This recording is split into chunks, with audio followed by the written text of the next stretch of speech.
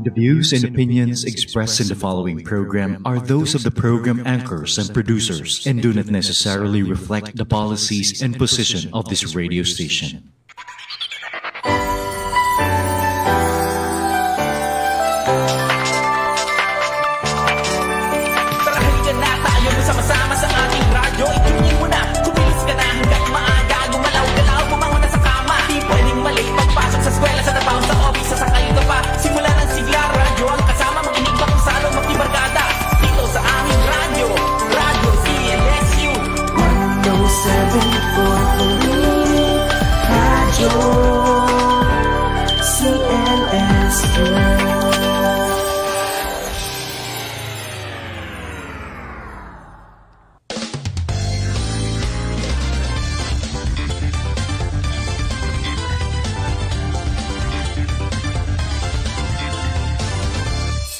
CLSU Matters.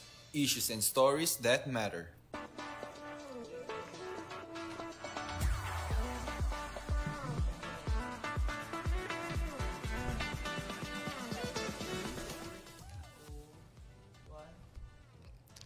Magandang hapon si LSU Ones at lalong-lalo na sa mga nakikinig at nakasubaybay sa atin ngayong hapon. Gayun din sa mga palaging nag-aabang at nakasubaybay dito sa atin sa Radyo CLSU, the university's official radio station. Ayan, pero bago ang lahat, batiin din natin ang mga nanonood ngayon sa official Facebook page ng Radyo CLSU at Central Luzon State University. So, bago tayo magpatuloy, mukhang maraming nakamiss sa atin sa bagong makabuluhan na episode dahil medyo matagal tayong nawala, Rose? Dahil yung yung huli nating pag-ere ay nung University Week pa. So, parang may hinahanap din sila ngayon na muka, gano'n. Kasi parang iba yung muka na nakikita nila ngayon. So, ayun po, shout out po kay Ma'am Julien na nasa seminar po ngayon. So, ngayon po, magpakilala na tayo dahil tayo ang makakasama nila ngayong hapon. Ayan. Hello po, I am Rosie Santiago. And I am John Albert Mendoza.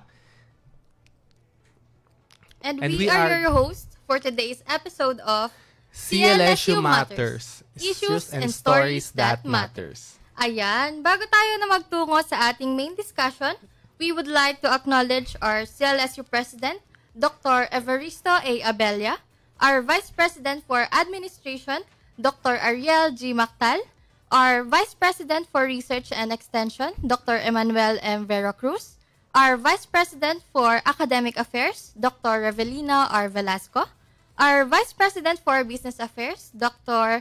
Karenina B. Romualdo, at gayon din sa ating Radio Station Manager, Assistant Professor Zoriel D.C. Villaprores. Belated happy birthday, Ma'am! So magandang hapon din po sa ating mga directors, deans, department heads, faculty and staff at pati na rin sa ating mga student leaders. Gayon din sa ating masisipag na University Security Force at sa ating UTS drivers. Magandang hapon po sa inyong lahat. Ayan, syempre sa mga kasama pa po namin sa PMS at Stratcom, 10 ng buong sangka-estudyantihan, isang mapagpalang hapon po. Ayan, partner, so ito-take ko na rin yung time na to para i-shoutout yung family ko at saka friends ko dyan sa San Leonardo.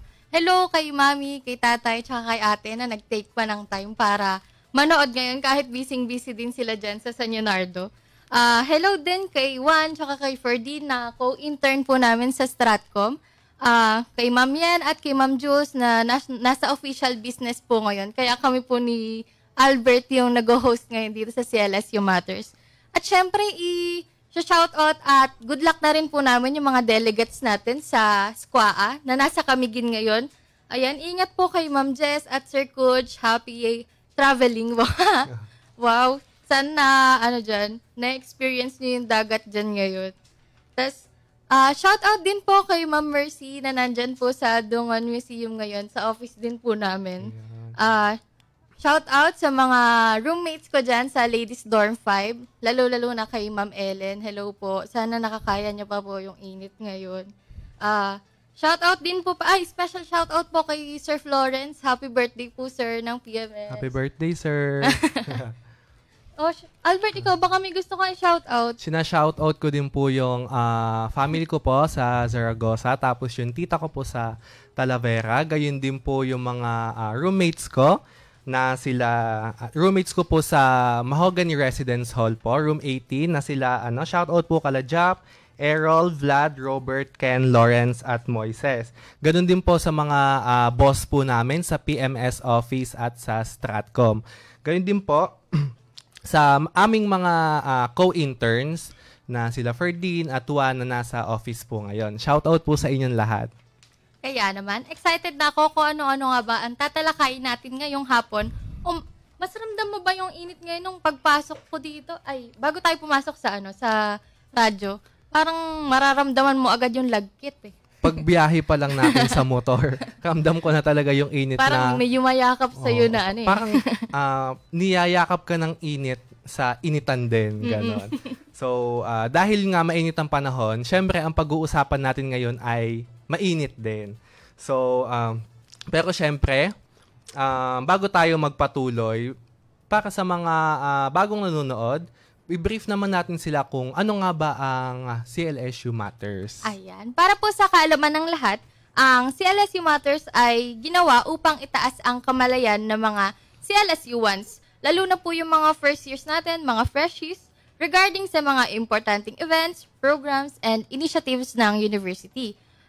Ang programang ito ay naglalayong talakayin at ibahagi sa lahat ng opisyal ng CLSU at sa mga student leaders ang mga bagay na maaaring makapagbigay ng impormasyon o kaalaman sa mga napapanahong issue sa loob ng CLSU, gayon din ang mga kwentong maaaring makapulutan ng inspirasyon. So, ayun, dahil nga mainit ang panahon ngayon, alam kong maraming nag-aabang sa episode natin dahil sa daming nakakaranas ng init, talagang matututo sila ngayon. Pero bago tayo pumunta sa ating tatalakayin, baka pwedeng mag-recap muna tayo sa nakaraang episode since medyo matagal na yon. University Week pa ata yun? Kasi last nag-Holy Week kasi. Kaya ang huling episode pa natin ay during University Week. Kaya ang naging topic natin doon ay tungkol din sa ni-relaunch na CLSU Lingap Kalikasan Rehabilitation. So, ang naging host nun ay yung go-intern natin na si Juan. Hello sa Juan. Hello sa iyo. Ang guest po nila ay si Dr. Celaira Castillo. Napag-usapan po nila yung tungkol sa rehabilitation ng lingap natin, yung pag-i-improve ng mga cottages, ng lingap kalikasan. Nagawi ka na ba ngayon sa lingap, Albert? Actually, last week nagawi ako. Talagang makikita mo yung improvement. Kung dati, pahirapan, kunyari gustong lumibo, tapos magpahinga, pahirapan pa sa paghahanap ng lilim nila, ganon, kung gusto mag-relax. Pero ngayon, hindi lang basta cottage, talagang nag-provide pa sila ng mga tables at simiento na chairs para naman, lalo na ngayon, exam week, di ba? Yung mga gusto magpahinga ay makakapagpahinga talaga. Yun. Ayan. Speaking of exam week, good luck sa ating mga CLSU-ones na nag-e-exam ngayon. Good luck po sa inyo. Ayan, nabanggit mo nga kasi dati pag pumunta ka ng lingap, makikipag-unahan ka pa talaga sa cottage eh. Ay, nauna po kami dyan. Pwede po bang kami naman pagkatapos?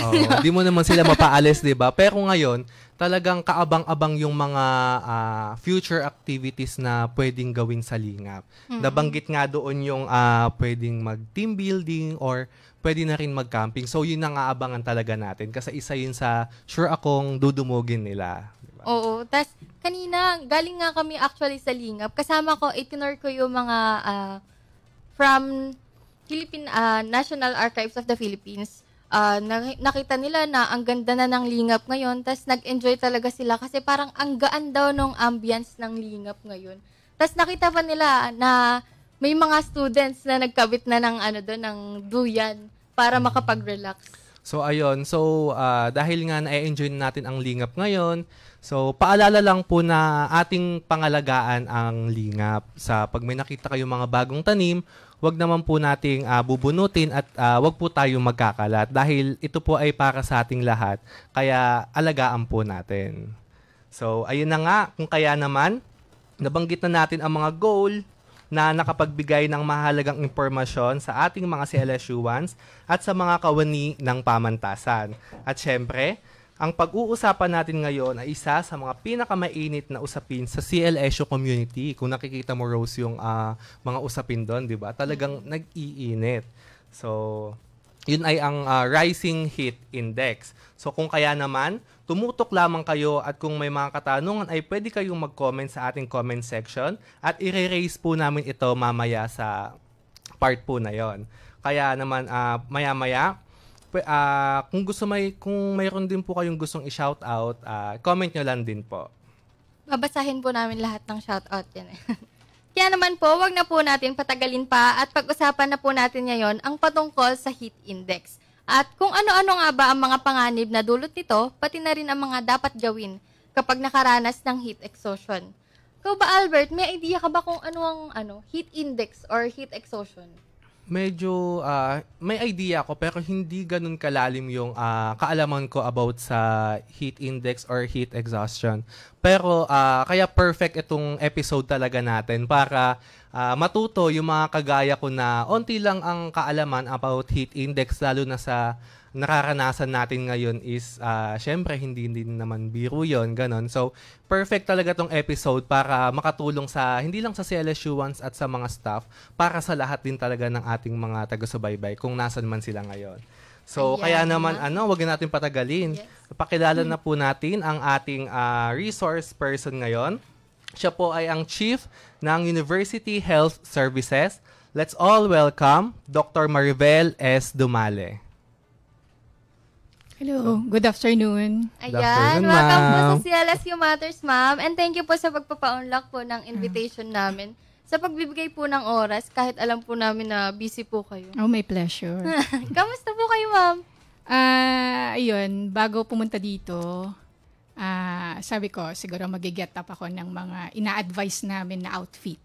So, yan, nag-get up ako ngayon ng cotton na t-shirt, kapalda, and may mga dala ako mamayang mga props para ipakita sa inyo perfect yung mga perfect ideal talaga.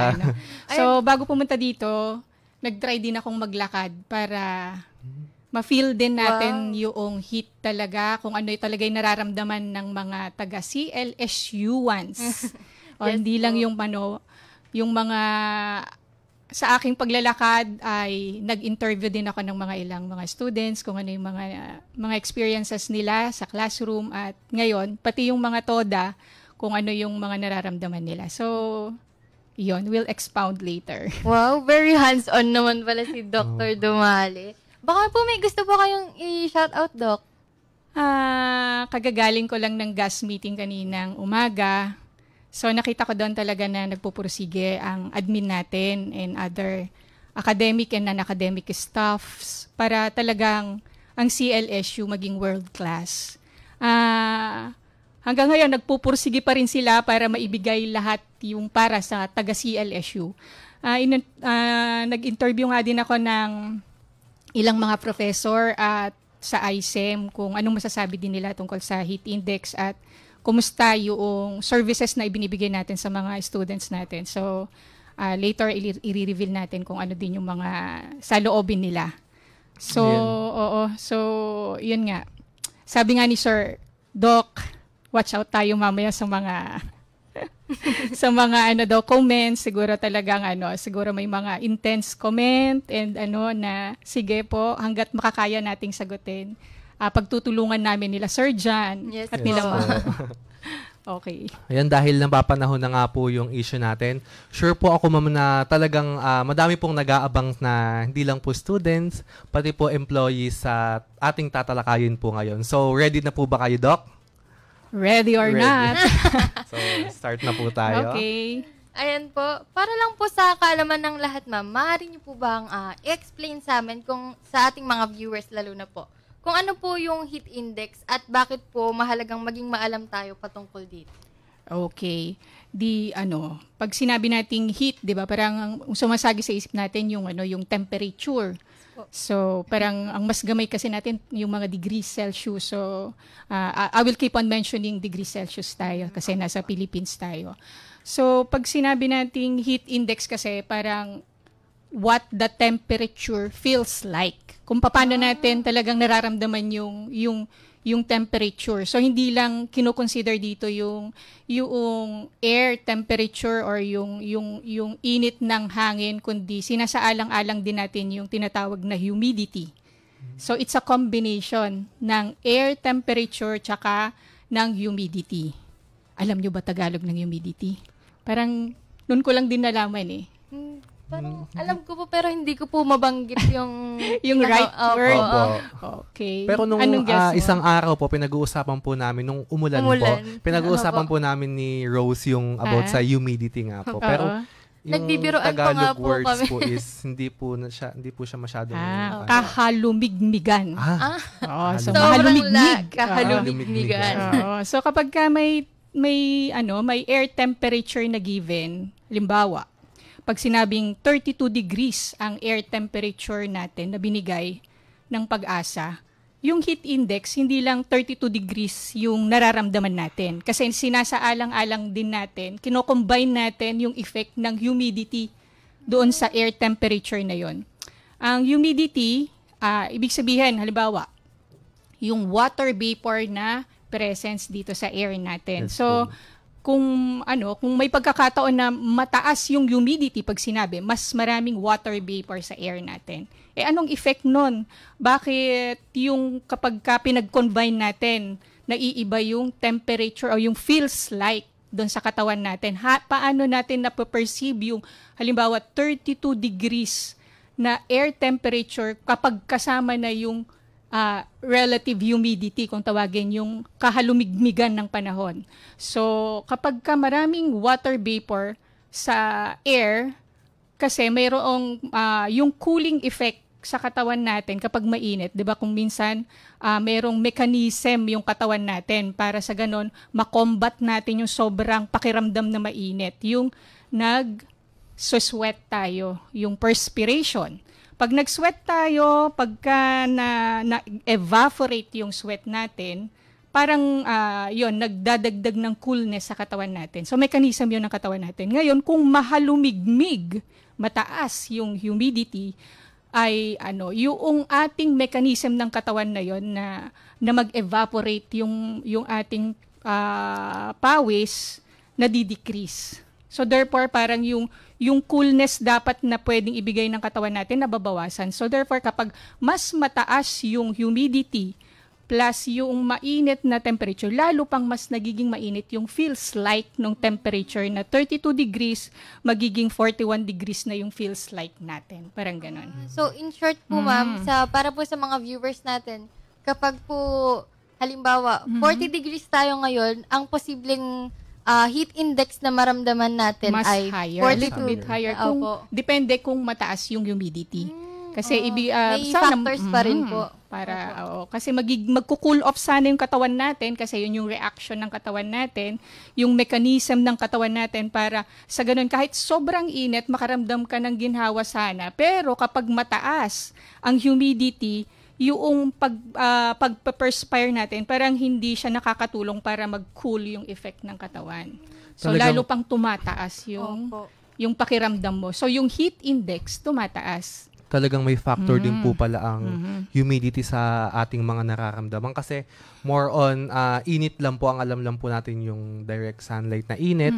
Pero yun po pala is may factor din yung humidity na, so ngayon, alam kong nakatulong po sa mga nanonood sa atin kasi hindi yung usual po is hindi po alam yung ganong information. Actually way back 1979 si Steedman, isa siyang professor, parang siya nag-research, siya kinuha niya yung mga publish na research tungkol sa effect ng mga temperature, humidity doon sa katawan ng tao. Tapos pinublish niya, kaya siya yung parang nagpasimula noong view ng heat index.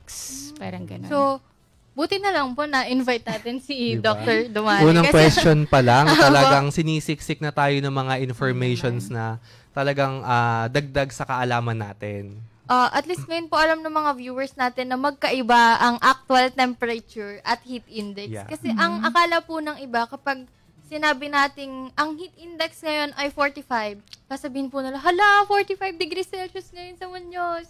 Hindi po ganun Hindi yun. po ganun.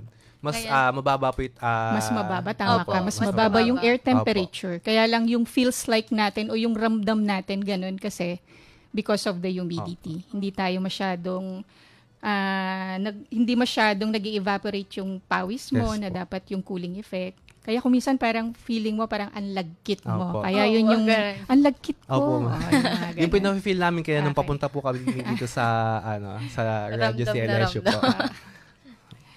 So, sa next naman po is ano po yung mga negatibong epekto sa kalusugan ng labis na exposure sa mataas na heat index o ano-anong sintomas po ang dapat bantayan ng ating mga manonood?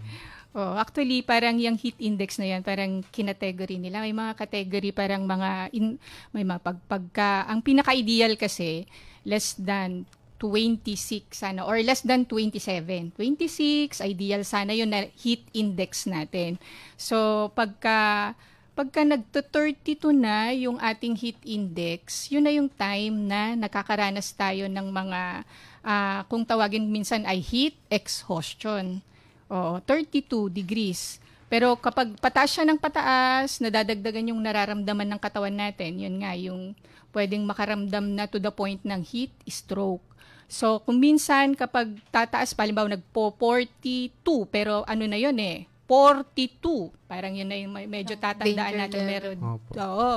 Magiging very cautious na tayo dyan. Danger na talaga siya. Kung baga sa red, kasi dun sa heat index, pag nakita nyo yung parang mayroon table, may mga color yun Opo, ma'am. So, nasa red na tayo. So, talagang extreme na. Pero may mga mas extreme pa yung nangyari na actually, sa ibang bansa, parang may mga, may nag-60, nag-80 sa mga Middle East, Opo. ganun katindi. So, pagka nag-42 na, yun na, medyo may kasama ng mga organ damage. Halimbawa, parang kasama na minsan yung brain natin, CNS kung tawagin namin, parang nagkakaroon na ng CNS na mga symptoms kagaya ng parang nahihibang. May mga pagkakataon ganun. Pwedeng parang nahihibang na yung patient, nakakaranas na ng vomiting, nakakaranas na ng parang pamamaga ng mga kidneys. O kasi kung minsan yung sobrang init, nag-i-increase yung body core temperature mo, syempre nagkakaroon ng pamamaga sa loob ng, kapag nagkaroon ng inflammation, pwedeng maapektuhan yung mga organs natin, hindi na mag-function well. May mga nangyayari na na parang bumibilis yung pintig ng puso mo.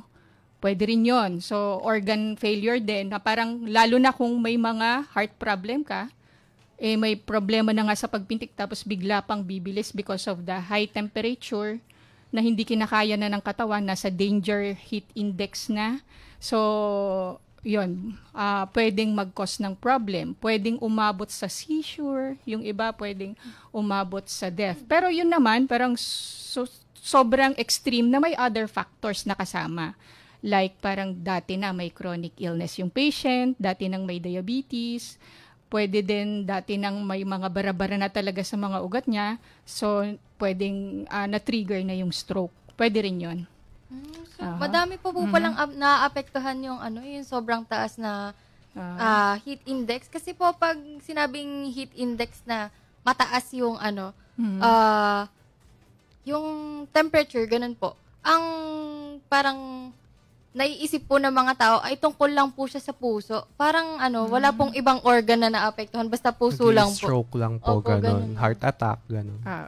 So, madami pala talagang seryosong factor na pwedeng dulot yung labis na kainitan. So, share ko lang din po yung experience ko na Okay. since naka-dorm nga po ako, ma'am, ganun.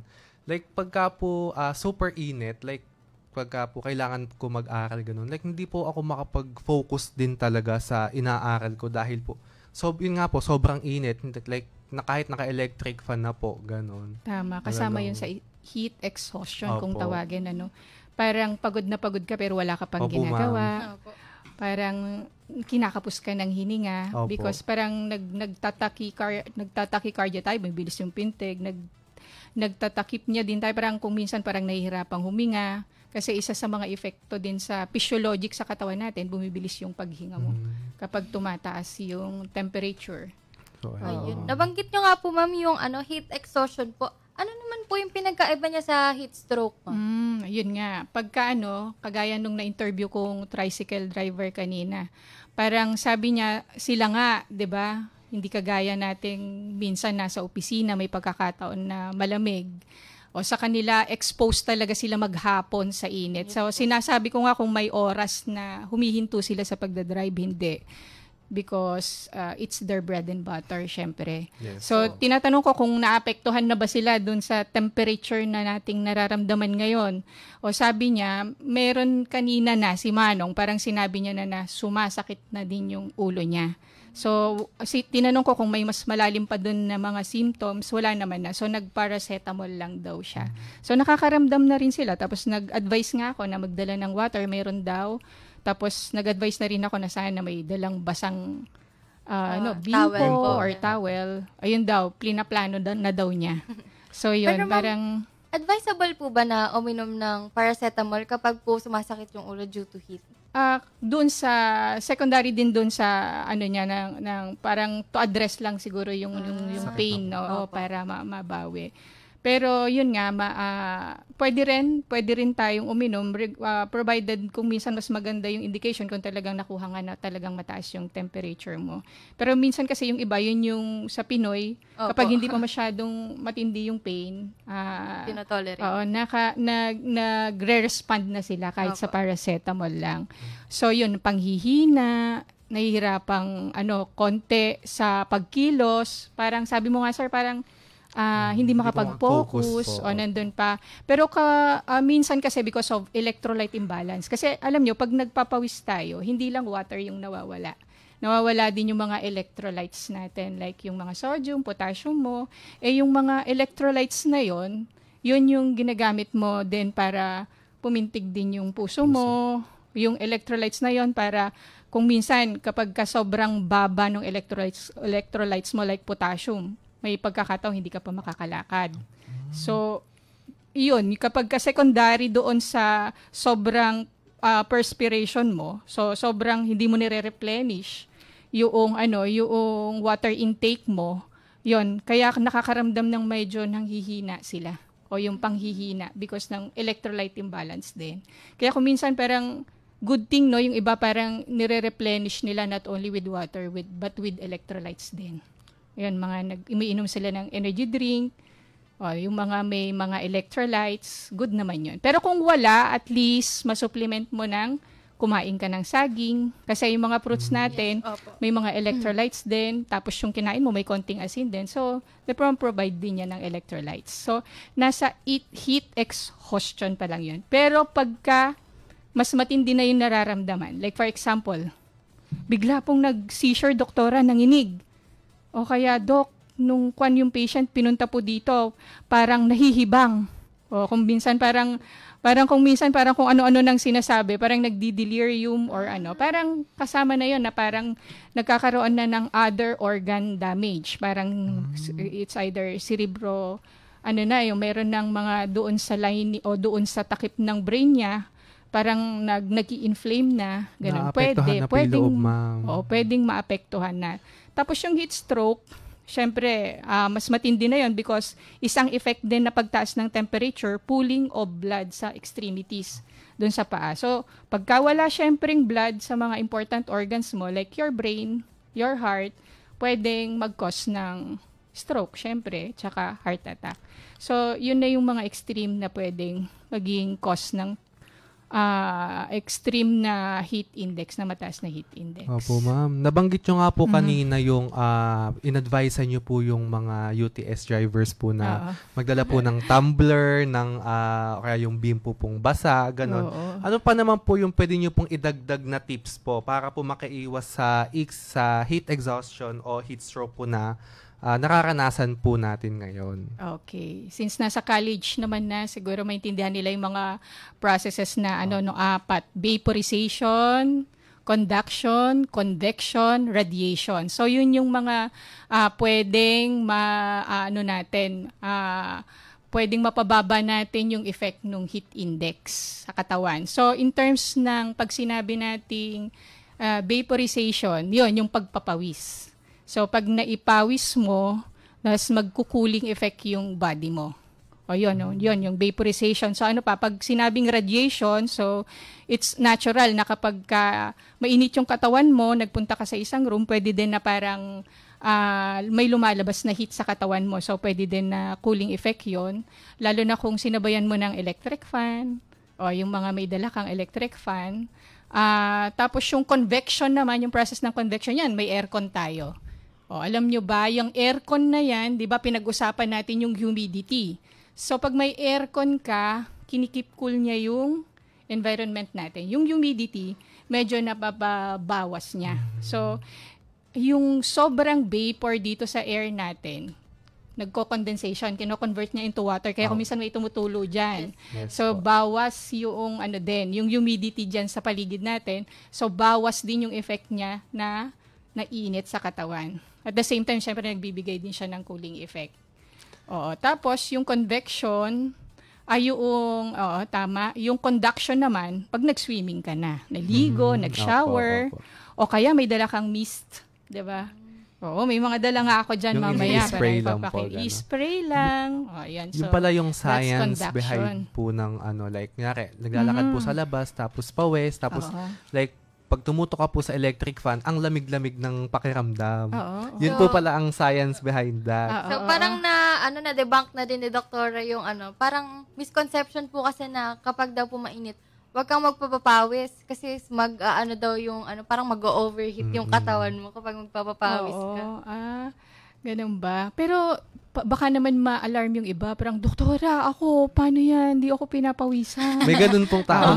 Anhydrosis, no? Opo. Pero alam nyo ba na sa sobrang init ngayon, minsan parang may tinatawag tayong insensible water loss. Ibig sabihin, 1 oras ka lang na nandyan, parang parang ang dami nang nawawalang water sa'yo. Hindi ka pa nagpapawis nun, So, parang yun nga, yung recommendation natin na drink lots of water, di ba? So, ilan ba sa palagay nyo ang advisable na inumin nating water? Regular na araw po, di ba po ang advisable 8 glasses per day. Mas nadadagdagan po ba kapag mataas ang heat index? Palibhasa kasi, nag-recommend sa atin yan, mga taga-abroad, taga-Amerika. Sa atin kasi, tropical tayo, tapos ang init-init pa sa Pilipinas. So, parang ini-increase na nga ngayon yung advice to 11 cups sa girls, 15 sa boys. So ibig sabihin ng cups, minsan hindi mo ma-imagine pero kung nag 8 ounce ka na soft drinks, di ba? Pabili nga ang 8 ounce, na-imagine mo yung 8 ounce, 11 na 8 ounce sa girls. Parang ganun kadami. Tapos sa boys, parang 15. At least alam na po natin yung sukat. Kasi minsan po gina-justify pa ng iba, ganyan lang kalaki yung tasa. Sabi, naka-8 na ako niyan, okay na ako. Pero yun po pala, mas madami pa pala dun yung kailangan. So isipin natin, kapag okay lang yung temperature. Pero kapag mas challenging na, mas dadagdagan mo pa sana. Mas dadagdagan mo pa yan kung may sakit ka.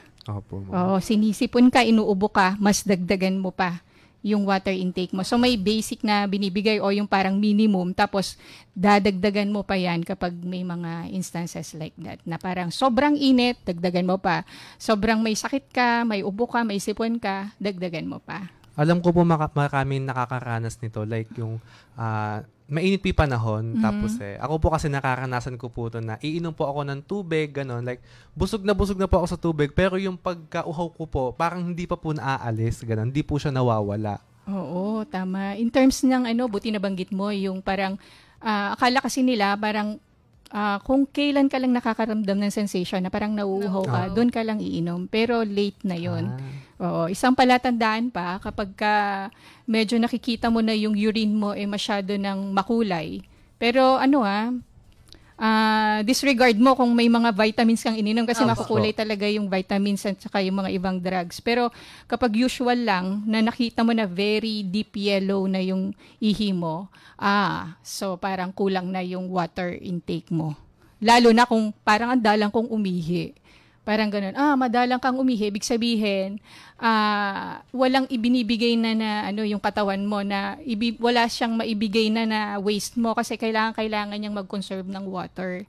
So, it's a time na parang kailangan mo nang pansinin yung water intake mo. So, yan guys, kahit hindi nauuhaw, kailangan nating uminom ng tubig para talagang masustain natin yung water na nawawala sa katawan natin. Pero Lalo na syempre, ngayon. wag naman sobra-sobra. Kasi, Opo. doktora, di ba po, may something na water intoxication po man. Pag sobrang daming tubig naman yung nainom. Okay, oo.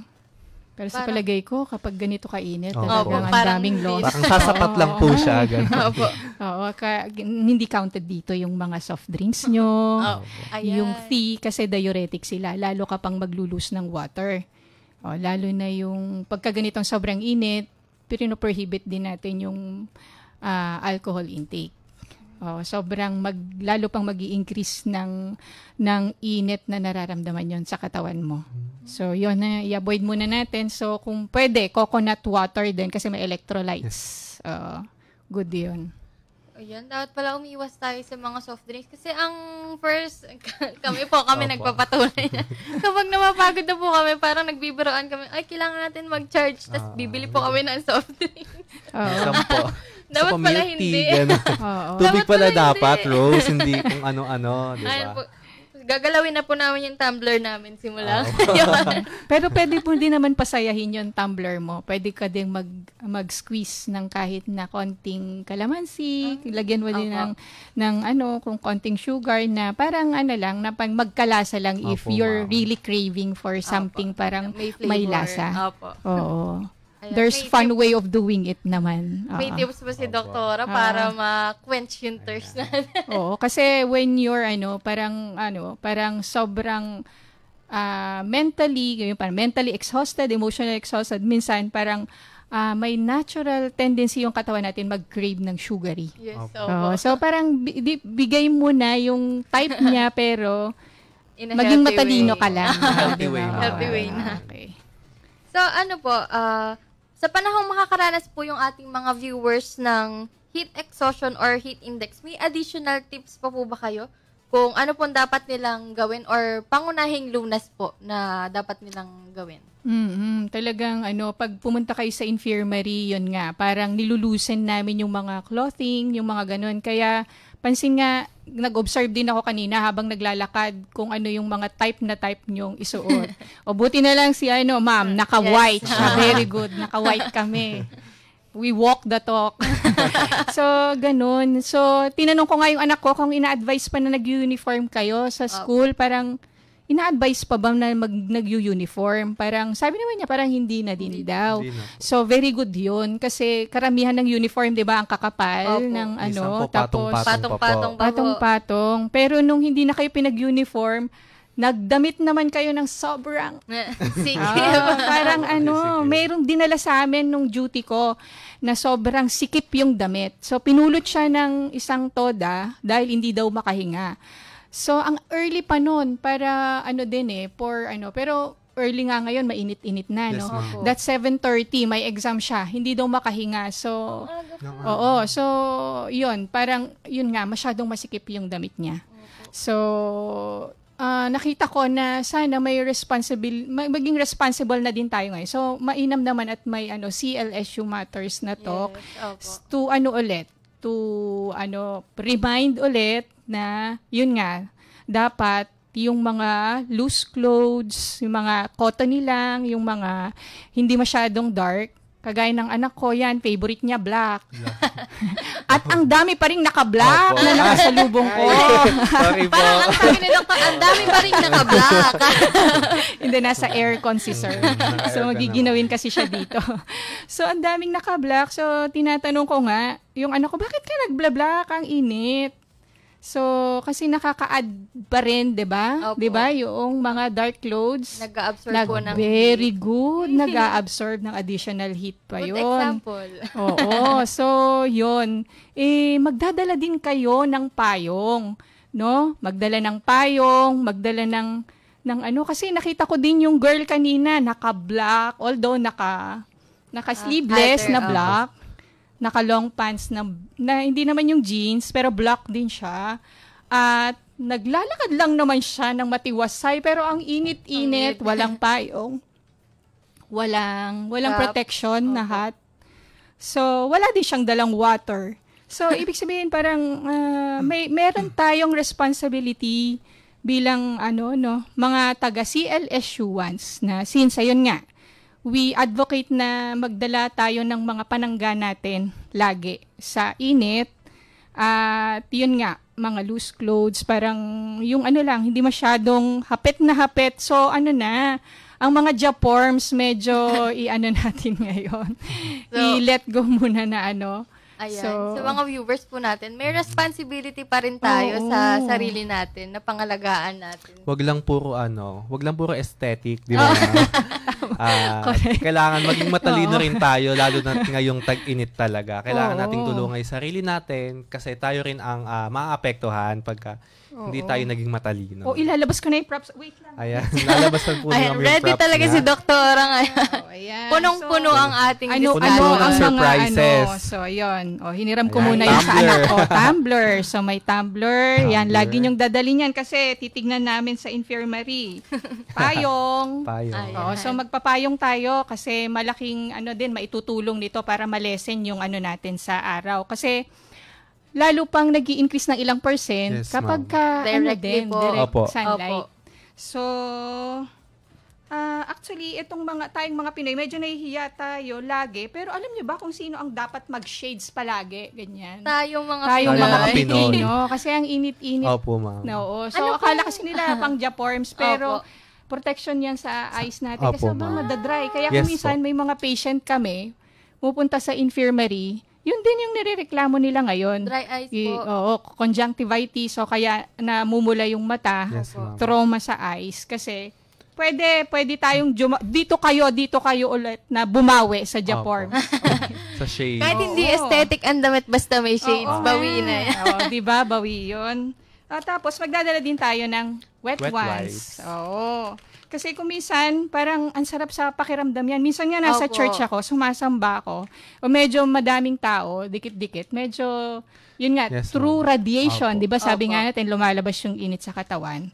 So, yun, binasa ko yung panyo ko. Tapos, Na-refresh parang naligo ka na. Opo, na-freshen So, up na, ma'am. Oo. So, ang wet ones, laging ina-advise din namin to sa hospital. Ilalagay dun sa mga area na talagang mabilis mag-respond yung katawan mo na. To parang i-trick mo yung mind mo na, malamig na. So, usually, nilalagay dyan sa noo. Kaya kung minsan, di ba, may cool Opo. fever, Opo. yung mga ganon. Yes po. O, sa mga elbows, dito sa mga neck area. Kasi parang dun sa mga large din na mga vessel sa katawan, kung minsan sa paa, sa kamay. So, natritrick yung brain mo na parang may sensation siya na, wow, naligo. Or something, Yes, parang nalamigan ka. Yung ginawa niyo, ma'am, parang similar siya sa ginagawa pagka po nilalagnat yung isang tao, ma'am. Ganun. Oo, So, parang mas mabilis Opo. yung bumaba yung So, temperature. may mo po sa talaga katawan. siya. May epekto din talaga. May positive Hindi lang po effect siya din. pang lagnat talaga. Pwede niyo din siyang gawin ngayong tag-init. Oo, tapos magdadala ng ginawa ito ng anak ko yung bunso ko. So, spray. Sabi niya, ay, bakit spray ka ng spray? Sabi ko, mahal yung Sabi niya, mami, wala nang laman to, tubig lang to. Tapos naisip ko, oo, yun nga. Parang nakakadagdag din to. Nakakita na ba kay electric fan? Nagbubuga siya ng Opo, Opo, yung ma'am. may- Yes po. Opo. Parang pumupunta nga kami doon, sarap sa pakiramdam. So, Opo. pwede kayong magdala nito. Para handy-dandy lang siya na parang wisik-wisik ka lang sa katawan mo.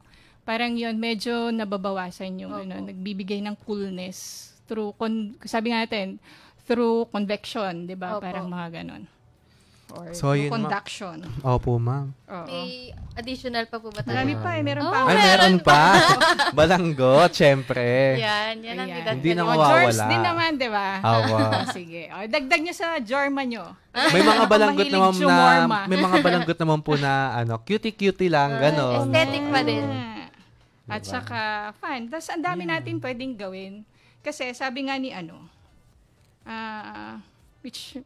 parang, sabi nga ni Vice President, parang may chat nga kami regarding dun sa, yung classes, ganito ba? Siyempre, pinag-uusapan din yan ng mga higher ups. So, nakikidinig-dinig na lang din kami. So, kung pagbibigyan lahat yung estudyante na i-cancel ang klase, sabi ng Vice President, ano na lang mangyayari sa atin? So, ibig sabihin, kung tutuusin sana, di hayahay ang mga teacher na walang minus ang pagod. Pero hindi yun iniisip ng mga teacher nyo, ng mga naglilingkod sa inyo. Yung iniisip nila pa rin yung future ninyo. Andito na to eh. Kumbaga ito na yung bagong challenges sa bagong generation kayo. Kailangan natin mag-adapt. So, we should dance the music. Hindi lang naman po natin ito mararanasan ngayon. Mararanasan na po natin ito sa mga so susunod na panahon. mitigation. Yes. Yun yung gagawin natin. Ano yung gagawin natin para maibigay pa rin natin yung magandang edukasyon sa inyo na syempre naman, hindi pa rin nai-impaired yung health nyo. Kasi mayroon namang memo, di ba? Yes po. May memo naman na kapag ganito yung 40 degrees, parang nabasa nyo po ba yung memo na you have the option. Sabi ni Ma'am Shirley ng ISEM, hi Ma'am Shirley, napakadami ding trabaho ng mga teacher nyo. Hindi lang sila basta teacher. Sila ay head din ng ganitong institution, head ng ganyan, at kung ano-ano pa ang ginagawa, sabi ko. Ma'am Shirley, ano ba, paki-expound yung protocol o yung memo. So, ang sinabi ni Ma'am Shirley, kapag nag 40 degrees Celsius na, pag-uusapan na. May pwede nang pag-usapan ng faculty and students. Yes, na baka pwede nang mag-asynchronous kayo. Kung nakikita po nila na hindi talaga conducive for learning yung na pag declare po ng Pag-asa na ang heat index ay 40 or above, pwede na pong pag-usapan yun ng faculty and students. Masaya na naman yung anak ko. Case-to-case basis pa rin po or at day-to-day basis pa din. Alam mo ba yung anak ko sa BS Bio? Sabi niya sa akin, anak, talagang tinatanong ko siya everyday kung kumusta siya sa school. Sabi niya, sakto. Di ba yung favorite word nyo? Sakto. Sakto lang. Sakto lang. Parang ganun. Parang hindi pa rin ako na-alarm cause parang hindi pa naman inconvenient yung classroom sa kanya. Tapos, may mga along the way, may mga na-interview din akong students from BA. Sabi ko, kumusta yung school? So, nakakapasok pa naman po, face-to-face. Ang nagiging problem nila, parang dalawang estudyante yung malamig ang classroom kasi yung teacher parang ginagawa na nila lahat ng paraan para ma-provide na ma-aircon nga talaga yung bawat classroom. Kudos din po talaga sa mga faculty natin. So, ang problem nila, pag lumalabas na, yun daw, yung parang nabibigla yung katawan nila. Na paglabas, aircon, maginhawa, pero paglabas, dun na po, parang naninibago. So, acclimatation siguro, yung parang dun na medyo sumasakit yung ulo nila kapag paglabas na ng classroom. Kaya paglabas ng classroom, muwi muna kayo na, saka na yung date. Saka na pag medyo gumanda-ganda na yung ating Ayan, tsaka pwede din po sa tumambay sa lingap natin. Highly recommended. Yes. Para mai-adjust po muna proven and tested na. Para mai-adjust din ma'am yung paglabas po nila galing sa aircon. Baka po may place po sila na kunyari is may lilim po, ganun. Para po makapag-adjust po muna yung katawan po nila sa hindi po agad sa direct sunlight. Tama po ba yun, ma'am? Tama. Kasi sa heat index, 'di ba sinabi lang natin, air temperature, humidity or kahalumigmigan. Pero may other factors pa kasi na pwedeng mag-increase pa ng heat index natin. Yung sabi, direct sunlight, yung mga hapit yung mga damit, na mga yung mga itim at mga dark colors ninyong clothes, pwede din kasi yon na tumaas pa lalo. And your physical activity. Halimbawa, mas aligaga ka, lagi kang kung ano-anong nag-increase yung physical activity mo, syempre, mag-produce ka pa ng additional heat sa katawan. So, tataas pa ng lalo yung heat index mo. So, yun yung mga iiwasan pa natin. Ayan. So, punong-puno ang discussion natin ngayon. Last na lang po, ma'am. Ay, okay. Yes! Sobrang kudos din talaga kay Doktora kasi napakadami niyang binigay sa atin na tips. Saan po pwedeng i-contact ng ating viewers, lalo na po ng CLSUans, ang University Infirmary? Para po, in case po ng wag naman sana, emergency. Oo. Actually, baka hindi nyo ma-memorize kung sasabihin ko. May sa CLSU community na lang. Opo. Oo, that's 0995-795-4438. Pero baka kasi mas maano ninyo siguro, promise namin, ipopost natin ulit sa CLSU Yes. para Opo. mas lalong makontak nyo kami. We are just, one stone throw away. Andyan lang po kami. Saka pwede Yan. naman po nilang balikan, ma'am, tong live po natin para Para makuha po nila yung mga numbers. information. Gano'n. Oo, tama. Ayan, thank you so much po ma'am sa mga sagot sa aming mga questions. Oo. Kahit sobrang dami po naming hinanda. May message lang ako sa mga estudyante natin. Challenging talaga yung nararanasan natin ngayon. For parang bigger, it's parang, yun nga, matatopic din dito yung global warming, di ba? Yes, opo. So, epekto ito ng mga, syempre, pag-unlad din natin na may mga, syempre, hindi maiiwasan talaga na magiging epekto din ng technology, yung pag-unlad natin. So, nandito na to, parang it takes two to tango. Parang hindi lang laging responsibility ng CLSU administration, CLSU teachers, and everything. Parehas nating mga responsibilidad dito, estudyante, guro, academic, sa non-academic. So, sana magtutulungan tayo pare-parehas. Hindi yung parang we throw each other's face, yung parang mga kung ano yung may pagkukulang ka sa ganyan, ito yung pagkukulang mo, ito yung demand namin, ito yung, may kanya-kanya tayong demand na parang, kung minsan sabi nga ni Ma'am Shirley, kasi po, doktora, kailangan po natin 40 degrees, meron kayong option na Yes, pwedeng synchronous or pwedeng face-to-face. Kasi meron kaming kailangan na mga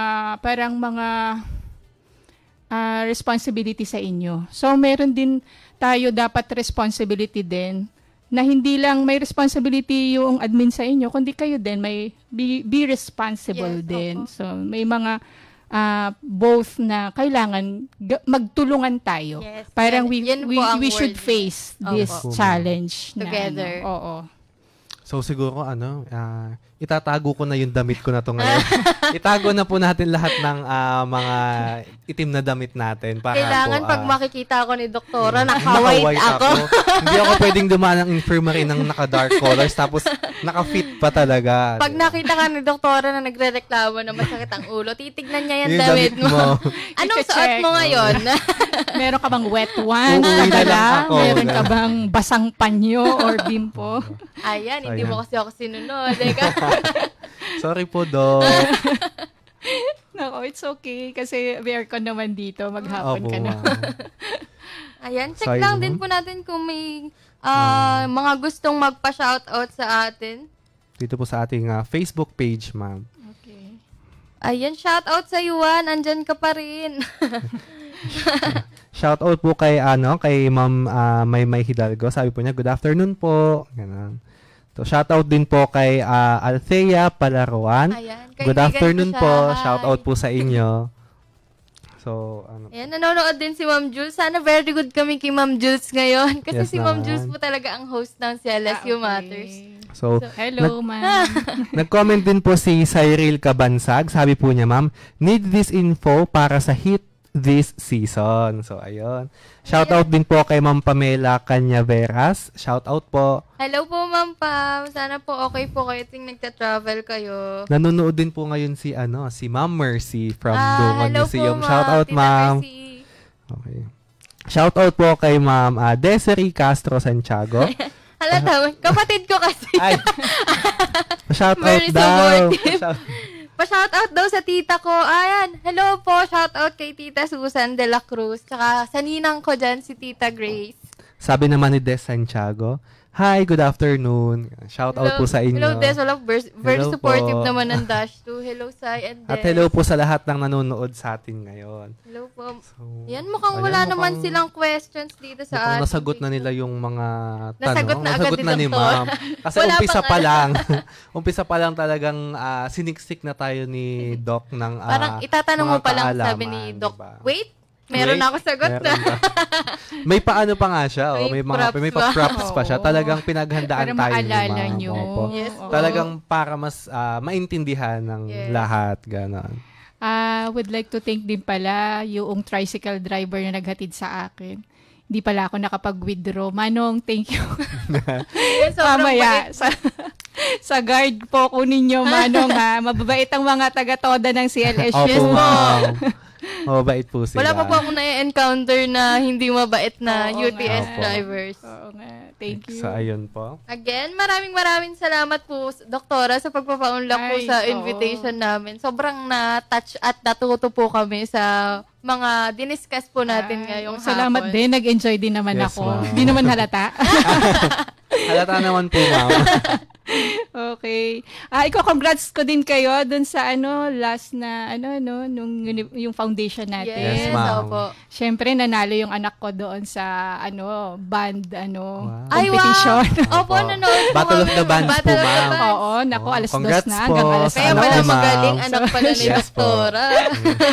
So congrats ulit sa Basti Doodle Dudes sa pagkapanalo nyo, anak. Very proud, ma'am. Yes, congratulations po. Muli, maraming salamat po sa mga tumutok at sumubaybay sa ating programa na talaga namang nag-uumapaw ng mga mahahalagang impormasyon at may hatid na mga aral.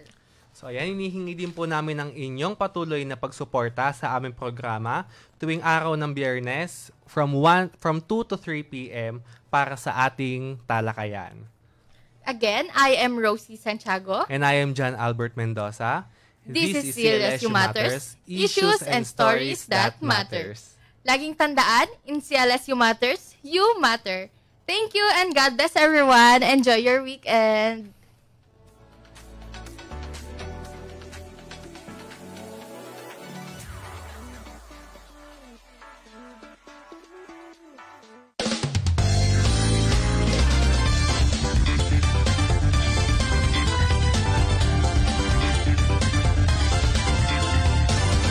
CLSU Matters, issues and stories that matter.